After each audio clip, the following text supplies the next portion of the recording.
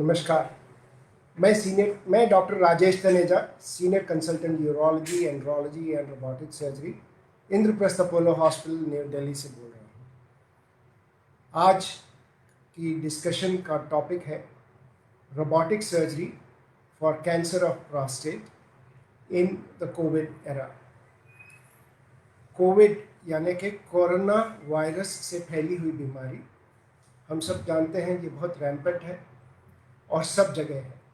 ये प्रलय की तरह पूरी पृथ्वी पे है, कहीं ज़्यादा कहीं कम, और इसकी वजह से बहुत सारे लोगों की जानें भी जा रही हैं। लेकिन यदि किसी को प्रोस्टेट की बीमारी हो या प्रोस्टेट का कैंसर हो तो क्या उसको डरना चाहिए कोविड से या डरना चाहिए बीमारी से?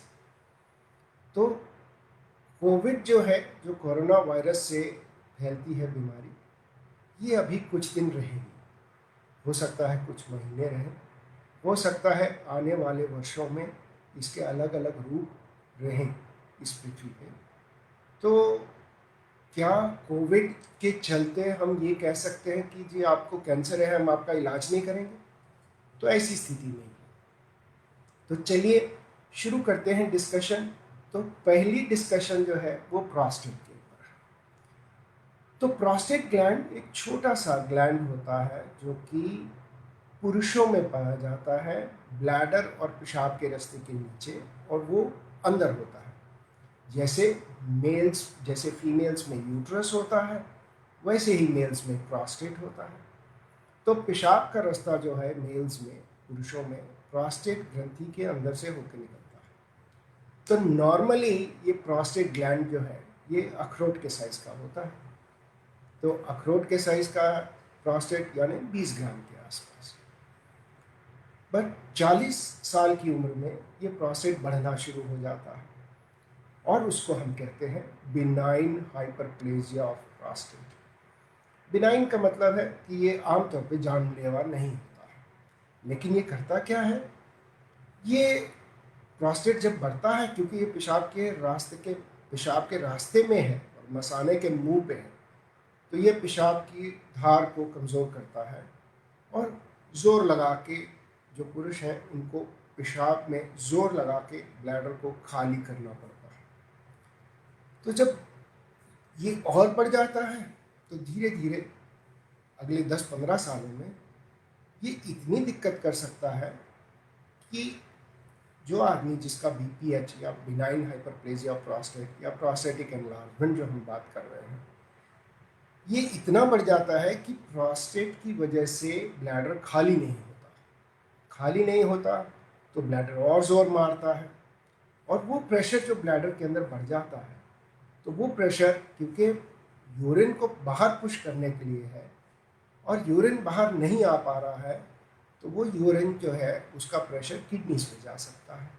तो किडनीज के रास्ते में प्रेशर बढ़ता है, उनको यूरेटर्स बोलते हैं, वहाँ से किडनी के अंदर प्रेशर बढ़ता है और इस वजह से वो जो है किडनी जो है वो गुब्बारे की तरह फैल जाती है। तो जब किडनी गुब्बारे की तरह फैल जाएगी तो उसका काम खराब हो जाएगा, तो किडनी फंक्शन डिरेंज हो जाता है।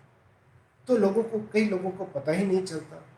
ये बीमारी इतनी धीरे धीरे बढ़ती है कि लोगों को पता ही नहीं चलता और कई बार लोग किडनी फेलियर के साथ आ जाते हैं। लेकिन मुश्किल ये है कि कुछ लोग जो है वो बिनाइन हाइपरप्लेजिया से नहीं होता, कुछ लोगों में कैंसर भी हो सकता है। तो क्या होता है कि आम आदमी जो कि 40-45 साल की उम्र में है या 50 की साल की उम्र में है, उसको अगर यूरिन की प्रॉब्लम होती है, वो अपने किसी मित्र को या किसी डॉक्टर को या किसी बड़े भाई को या चचेरे भाई को किसी से बात करता है, भाई पेशाब की दिक्कत हो गई, बोलता तुम्हें प्रोस्टेट बढ़ गया होगा, ये दवाई खा लो, मेरे डॉक्टर ने दी थी, तुम भी खा लो। वो दवाई खा लेता है, वो ठीक हो जाता है, दवाई खाता रहता है।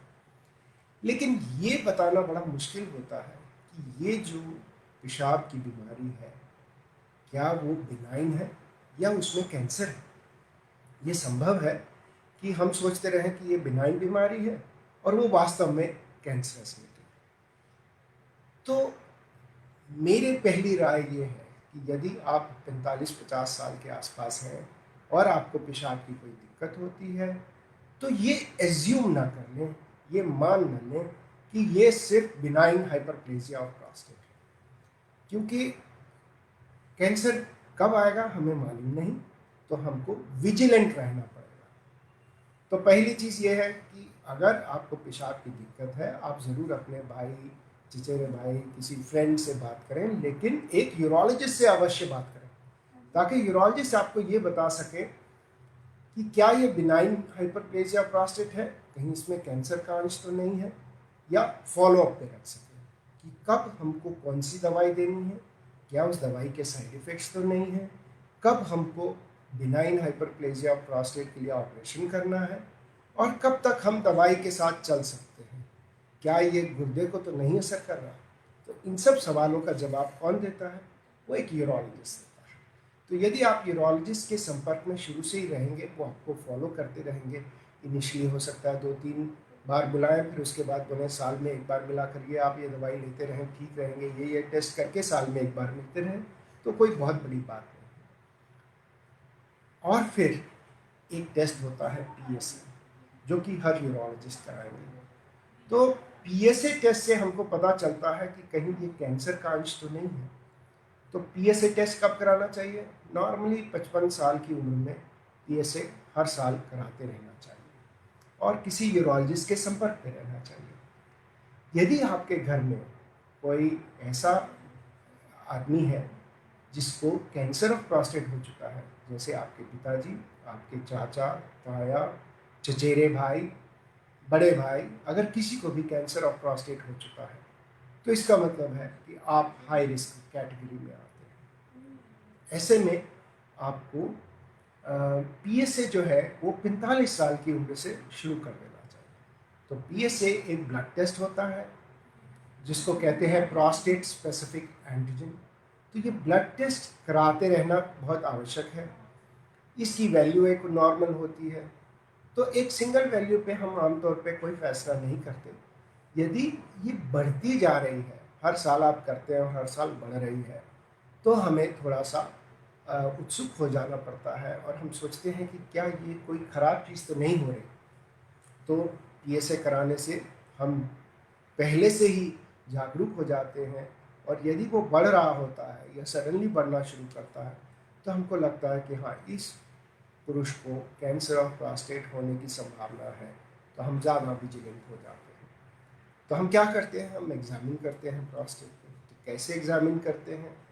वो OPD में, क्लिनिक में हम प्रोस्टेट का एग्जामिन करते हैं। अब पहले के ज़माने में क्योंकि PSA नहीं हुआ करता था, तो एग्जामिनेशन ऑफ द प्रोस्टेट, जिसको हम डिजिटल रेक्टल एग्जामिनेशन बोलते हैं, या यदि आप गूगल पे देखें तो DRE करके ये टेस्ट माना जाता है।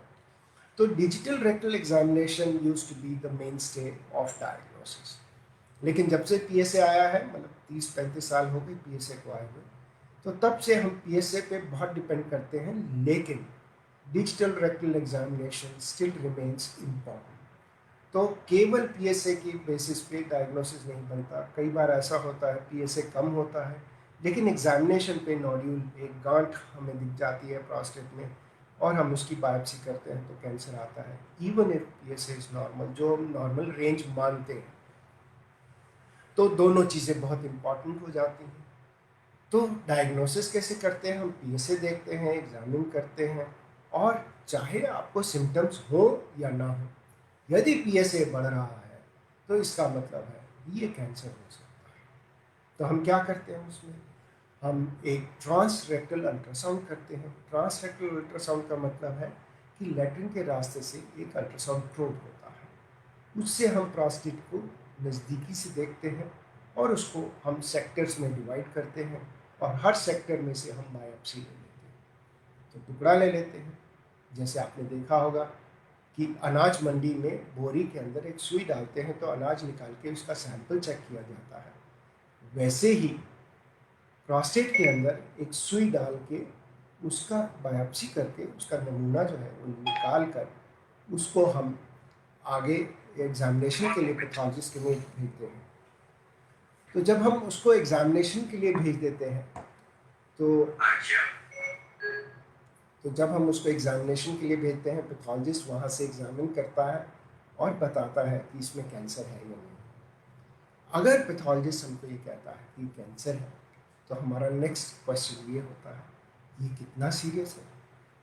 तो कैंसर भी बड़े प्रकार के होते हैं, और एक ही कैंसर जिसको हम जो मोस्ट कॉमन है वो है एडिनोकार्सिनोमा। यदि एडिनोकार्सिनोमा प्रोस्टेट की बात करें तो वो भी एक रेंज होती है। जीरो से लेके 10 तक का अगर स्केल है तो कैंसर जो है वो 6 से 10 के बीच में होता है। तो यदि आप ये जो कैंसर है, यदि पैथोलॉजिस्ट बताते हैं कि ये 9 या 10 नंबर पे है, उसको हम ग्लीसन स्कोर बोलते हैं। अगर आपके कैंसर का स्कोर 9 से 10 है तो हम मरीज को बताते हैं कि आपका कैंसर जो है वो बहुत एग्रेसिव है।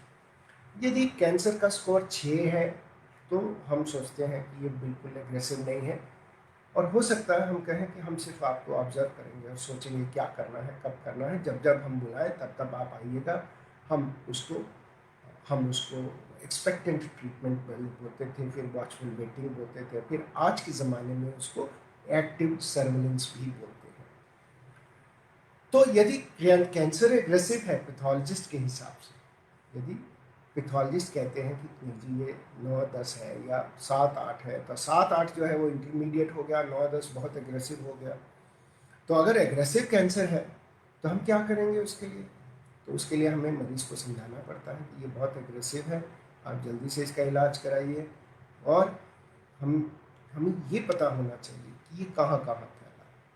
तो एक स्कैन होता है, PSMA पेट स्कैन होता है।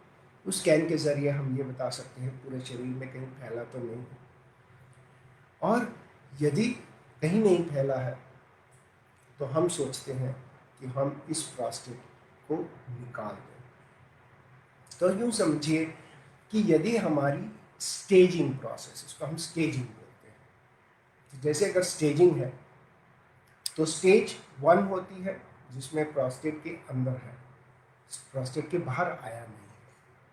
स्टेज 2 भी प्रोस्टेट के अंदर ही माना जाता है। स्टेज 3 होता है कि प्रोस्टेट से बाहर आ गया है। स्टेज 4 होता है कि बहुत दूर हड्डियों में, लंग्स में, लिवर में, कहीं भी चला गया है।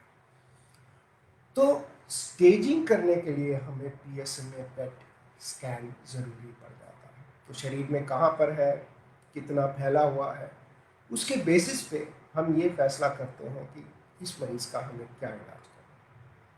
तो कभी भी कैंसर होता है तो हम उसकी ग्रेडिंग करते हैं और स्टेजिंग करते हैं।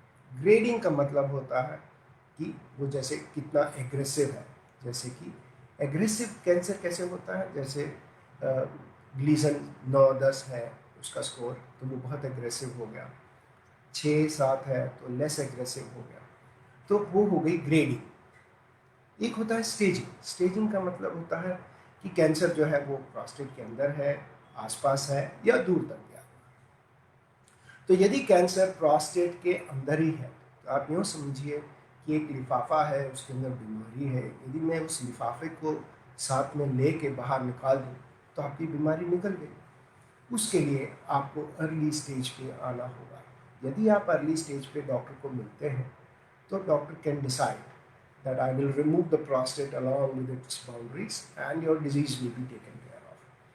तो पहले जब हम 1985-86 में थे तो ओपन सर्जरी किया करते थे, और उसके बाद लैप्रोस्कोपी आई, और सन 2000 से रोबोटिक सर्जरी आई। तो हम लोग रोबोटिक सर्जरी से प्रोस्टेट को निकाल देते हैं। तो प्रोस्टेट को निकालने के लिए रोबोटिक सर्जरी का सबसे बड़ा फ़ायदा ये होता है कि पेशेंट को बहुत कम तकलीफ होती है, रिकवरी पीरियड बहुत अच्छा होता है, और सबसे इम्पॉर्टेंट चीज़ ये होती है कि ब्लीडिंग कम होती है। और जब हम ऑपरेशन करते हैं तो हमको सब चीज़ बहुत अच्छे से दिख रहा होता है। तो जब अच्छे से दिखता है तो हम कोई भी चीज़ जिसको हम नहीं निकालना चाहते या जिसको हम इंजर नहीं करना चाहते वो हम बचा सकते हैं। फॉर एग्ज़ाम्पल मेल्स में जो कंट्रोल मैकेनिज्म होता है, पेशाब का कंट्रोल मैकेनिज्म होता है, उसको स्फिंक्टर जिसको बोलते हैं, तो वो प्रोस्टेट के एकदम साथ चिपका रहता है। तो हमारा काम एज ए सर्जन ये होता है कि प्रोस्टेट को निकाल दिया जाए और जो उसका कंट्रोल मैकेनिज्म है उसको बचा के रखा जाए, ताकि प्रोस्टेट निकलने के बाद जब हम वापस ब्लैडर को कनेक्ट करेंगे उस ट्यूब के साथ तो कंट्रोल रहेगा। तो इसका मतलब है कि पेशेंट को यूरिन जैसे आम आदमी करता है वैसे करें। यदि कंट्रोल चला जाता है या कंट्रोल मसल ख़त्म हो जाती है तो उसका मतलब होता है कि पेशेंट लगातार यूरिन पास करता रहे टप टप करके, तो डायपर पहनना पड़ सकता है। तो रोबोटिक सर्जरी हमको ये मदद करता है कि हम कैसे डिफ्रेंशिएट करें कि ये स्फिंक्टर वाला टिश्यू है या प्रोस्टेट का कवरिंग है, तो उसको हम कैसे संभाल के रखते हैं, तो हमारे रिजल्ट्स बेहतर हो जाते हैं। दूसरी चीज़ होती है nerve sparing prostatectomy. Nerve sparing का मतलब है वो नसें जो कि मेल सेक्सुअल एक्टिविटी के लिए इम्पॉर्टेंट होती हैं, वो नसें प्रोस्टेट के एकदम साथ साथ चिपक के चलती हैं। तो जब हमें ये लिफाफा या कैप्सूल ऑफ प्रोस्टेट के साथ प्रोस्टेट को निकालना है तो वो नसें एकदम साथ चिपकी होती है, तो हमें नसों को दूर करना पड़ता है। ये नसें आमतौर पे बहुत बारीक होती हैं, जितनी बारीक आपके बाल होते हैं वैसी होती हैं। तो हमको ये पता होता है कि इस जगह पे ये नसें पड़ी हुई हैं, तो हम उनको बारीकी से प्रिसिशन से डिसेक्ट आउट करें। तो robotic surgery gives us the chance to look at these things very carefully and dissect them off with precision। precision मतलब बहुत शार्पली हम उसको डिसेक्ट कर सकते हैं। उसको बचाना है, उसको हम नर्व स्पेयरिंग प्रोस्टेटेक्टमी कहते हैं। तो नर्व्स हम बचाते हैं, स्फिंक्टर बचाते हैं, तो ये एडवांटेज हुआ रोबोटिक सर्जरी का। तो यदि हम कहें कि अब हम किसी को कैंसर ऑफ प्रोस्टेट है और लोकलाइज्ड है और हम कहें कि हमें रोबोटिक सर्जरी करनी है और वो आदमी बोले कि अगर चांस है कि मेरी सेक्सुअल एक्टिविटी ख़त्म हो जाएगी या चांस है कि मेरा कंट्रोल ख़त्म हो जाएगा तो मैं रोबोटिक सर्जरी नहीं कराता, तो मुझे कोई ऑप्शन बताइए। तो दूसरा ऑप्शन क्या होता है, इसको हम लोकलाइज्ड कैंसर ऑफ प्रोस्टेट बोलते हैं। दूसरा ऑप्शन होता है रेडियोथेरेपी। तो radiotherapy is almost equally effective as robotic surgery in the hands of experts। ये बहुत इम्पोर्टेंट है। एक्सपर्ट्स के हाथ में रोबोटिक सर्जरी या एक्सपर्ट्स के हाथ में रेडियोथेरेपी के रिजल्ट्स ऑलमोस्ट बराबर होते हैं, बहुत ज़्यादा फर्क नहीं है। लेकिन रोबोटिक सर्जरी का सबसे बड़ा एडवांटेज ये होता है कि हम निकाल के टिश्यूज पैथोलॉजिस्ट को दे देते हैं, साथ में हम लिम्फ नोड्स जिसको गिल्टियाँ बोलते हैं, वो लिम्फ नोड्स जो प्रोस्टेट के चारों तरफ हैं वो भी निकाल लेते हैं। क्योंकि कैंसर कैसे फैलता है, प्रोस्टेट से रास्ता निकल के वो लिम्फ नोड्स तक जाता है और लिम्फ नोड्स कई बार तो पेट स्कैन पे पकड़े जाते हैं, कई बार नहीं पकड़े जाते। तो बेस्ट तरीका क्या है ये पता लगाने का कि लिम्फ नोड्स में कैंसर है या नहीं, हम वो लिम्फ नोड्स ही निकाल के पैथोलॉजिस्ट को दे देते हैं। जब हम लिम्फ नोड्स निकाल के पैथोलॉजिस्ट को दे देते हैं तो वो हमें बताते हैं कि ये कैंसर है या नहीं। तो इससे हमारी स्टेजिंग एब्सोल्युटली एक्यूरेट और कंप्लीट हो जाती है। दूसरा ये है कि यदि आज रेडियोथेरेपी लग गई तो 6 7 8 साल बाद ऑर्गन तो वहीं पे है, तो ये संभव है कि उसमें दोबारा कैंसर हो सकता है। तो प्रॉब्लम ये होती है कि एक बार रेडियोथेरेपी लग जाए तो कैंसर की सर्जरी करना मुश्किल हो जाता है। Robotic surgery becomes difficult, becomes risky. तो अगर रेडियोथेरेपी लग गई तो चांसेस ये कि हम दोबारा सर्जरी कर पाए वो दोनों सर्जन और मरीज दोनों के लिए खराब होता है। तो if you look at it from the other perspective कि मैंने आज सर्जरी कर दी और शायद थोड़े से सेल्स अगर बच गए जो कि बाद में दिखाई देते हैं 4 5 साल बाद, तो मेरे पास ऑप्शन है कि मैं रेडियोथेरेपी लगा सकूँ।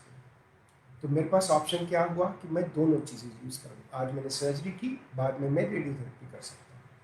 पर यदि आपने रेडियोथेरेपी पहले कर ली तो ये चांस कि आप सर्जरी दोबारा कर सकते हैं या बाद में कर सकते हैं वो आपका खराब हो जाता है। तो आप सर्जरी दोबारा नहीं कर सकते। That means you have lost the opportunity of using one modality which is robotic surgery. तो robotic surgery becomes very important in terms of treatment of localised cancer of prostate. यदि वो लोकलाइज्ड है, यदि वो ऑलरेडी फैला हुआ है, तो हम यूँ समझिए कि आपके पास लिफाफा है जिसमें कुछ सामान है और लिफाफा फट गया है, तो सारा सामान बिखर रहा है, तो आप लिफाफा निकाल के क्या करेंगे, क्योंकि सामान तो बिखर गया। तो ऐसे ही अगर बीमारी जो है वो कैप्सूल के बाहर, अगर प्रोस्टेट के कैप्सूल के बाहर निकल गई, लिम्फ नोड्स में चली गई, हड्डियों में चली गई, तो उसमें हमें सोचना चाहिए कि क्या मुझे ये कैंसर वाला प्रोस्टेट निकालना उचित है। क्या मैं इसको निकालने के बाद मरीज को ये कह सकता हूँ कि मैंने आपकी सारी बीमारी निकाल दी? तो आंसर इज नो। तो हमको ये मालूम है कि मैं ये निकाल दूंगा तो भी कैंसर वापस बचेगा। तो ऐसे में हम मरीज के साथ सलाह करते हैं, हम सेलेक्ट करते हैं only select cases of locally advanced cancers और select cases of what we call oligometastatic, मतलब आपका प्रोस्टेट में एक बीमारी है और एक नोड्यूल लंग में पड़ा है या एक नोड्यूल हड्डी में पड़ा है, तो आप कहते हैं कि ठीक है, इसको मैं रोबोटिक सर्जरी से निकाल दूंगा, उसके ऊपर रेडियोथेरेपी लगा दूंगा। तो वो भी एक संभव होता है, लेकिन वो इंडिविजुअल केस पे डिपेंड करता है। और हम जनरली ये बोलते हैं कि यदि आपका कैंसर ऑफ प्रोस्टेट जो है वो लोकलाइज्ड है, तो हम सर्जरी करेंगे और आपकी बीमारी को निकाल देंगे। यदि वो लोकलाइज्ड नहीं है, तो हम ये कभी भी कह नहीं सकते कि मैं ऑपरेशन करूँगा और आपकी बीमारी खत्म हो जाएगी, वो बड़ा मुश्किल है। तो ऐसे में हमारे पास अदर ऑप्शंस होते हैं, जैसे हम सर्जरी के साथ रेडियोथेरेपी दें, सर्जरी के साथ हार्मोन थेरेपी दें, पहले हार्मोन थेरेपी दे के डाउन स्टेज करें। बहुत सारे तरीके होते हैं जो कि हम अभी डिस्कस नहीं करें। अभी हमारे डिस्कशन की बात यह है कि मान लीजिए आपके परिवार में किसी को कैंसर ऑफ प्रोस्टेट की डायग्नोसिस हुई है। मान लीजिए हमने बायोप्सी कर ली, अब उसका कैंसर निकल गया, हमने पेट स्कैन कर दिया, पेट स्कैन पे पता चला कहीं नहीं फैला है, तो इसका मतलब है बीमारी अभी लिफाफे के अंदर है। तो इसका मतलब है कि यदि मैं आज रोबोटिक सर्जरी करके इसको निकाल दूं, तो शायद इस मरीज को दोबारा कैंसर ना हो। लेकिन यदि मैं इंतज़ार करता हूँ, मान लीजिए ये सोच के कि अभी तो कोरोना चल रहा है, अभी तो कोविड की बीमारी है, अब हम क्या करेंगे, तो क्या करेंगे, तो फिर वो बीमारी फैल सकती है। तो जब वो बीमारी फैलती है, तो फिर आप मान लीजिए 6 महीने बाद मेरे पास आए, मैं फिर से पेट स्कैन करूं और कहूं कि अब तो ये कैंसर बाहर चला गया, अब मैं रोबोटिक सर्जरी नहीं कर सकता, अब मैं ये नहीं कह सकता कि मैं रोबोटिक सर्जरी करूंगा और आपकी बीमारी खत्म हो जाएगी। तो ये जो अपॉर्चुनिटी है वो हमारे हाथ से जा सकती है यदि हम इंतज़ार करते हैं कि कोरोना चला जाएगा। वो इसलिए क्योंकि हमें मालूम नहीं, जैसे फरवरी मार्च के महीने में जो मेरे पास कैंसर वाले पेशेंट थे, उन्होंने कहा साहब 2-3 महीना रुक सकते हैं क्या, क्योंकि कोरोना का स्केयर है। तो वो 2-3 महीने रुक गए। अब आप सोचिए कि अब तो कोरोना बढ़ गया है, अब कितना रुकिएगा। तो कोरोना भी बढ़ गया और ऑपरेशन की अर्जेंसी भी बढ़ गई।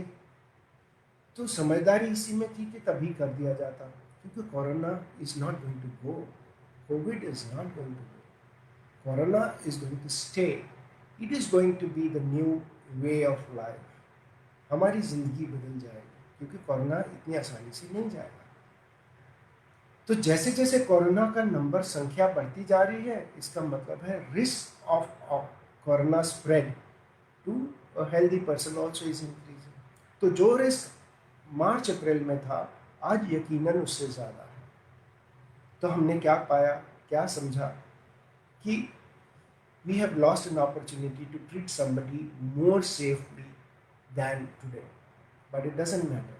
It is never too late to mend. So you must, if you have a cancer or prostate patient in your family or in your friend circle, you should suggest that आगे चल के ऐसा नहीं है कि कोरोना ख़त्म हो जाएगा, पर बीमारी प्रोग्रेस कर रही है। यदि बीमारी प्रोग्रेस कर गई तो अपॉर्चुनिटी टू क्योर, कैंसर में हम वर्ड क्योर नहीं कहते, ट्रीट कहते हैं, तो opportunity to treat and remove the disease completely will be taken away. तो हम ये नहीं कह पाएंगे जो आज हम आपकी कैंसर निकाल के जान बचा सकते थे, यदि वो फैल जाएगा तो हमको कहना पड़ेगा कि अब ये कैंसर हद से निकल गया है और इसको हम काबू नहीं कर पाते। ये फ़र्क हो जाता है। सो moral of the story is and conclusion of today's lecture is that corona is going to stay. Covid यहीं रहने वाला है, कहीं जाने वाला नहीं। थोड़ा कंट्रोल होगा, कोई नए रूप में आएगा, बाकी लोग भी जाएंगे। तो हमें अपनी स्ट्रैटेजी सोच समझ के बनानी पड़ेगी। मार्च में शायद मैंने ही कहा कि आप 2-3 महीने रुक जाएं, लेकिन आज मुझे ऐसा लगता है कि 2-3 महीने में बात नहीं बनने वाली। और वो शायद एक तरह से उस वक्त डर ज़्यादा था, अभी सच्चाई में इन्फेक्शन का डर ज़्यादा है। तो कोविड एरा में हम लोग पूरे प्रिकॉशन लेते हैं, हमारे स्टाफ के लिए, हमारी टीम के लिए, हमारे रोबोट की स्टरलाइजेशन के लिए। और इस बात का भी ध्यान रखते हैं कि कोविड पेशेंट्स अलग विंग में हो, नॉन कोविड पेशेंट्स अलग विंग में हो। So surgery is absolutely safe in our kind of setup Apollo hospital Delhi में। It is absolutely safe to undergo surgeries. We have been doing surgeries. हम कर रहे हैं सर्जरीज इतने सारे, और हम चाहते हैं कि आपको ये पता चले कि नॉन कोविड पेशेंट्स को अलग रखा जाता है और हम पूरे प्रिकॉशन लेते हैं। और कैंसर को अगर हमें जीतना है तो जितनी जल्दी हम उसको जीत लें उतना अच्छा रहता है, क्योंकि एक बार वो फैल जाए तो हमारी जीत के चांसेस बहुत कम हो जाते हैं। So this is what I wanted to tell you. If there are any questions और एनीथिंग, कोई सवाल है आपके, कोई टिप्पणी है, तो आप चैट पे लिख सकते हैं या आप लिख के वापस दे सकते हैं। थैंक यू, नमस्कार। इसको बंद करना।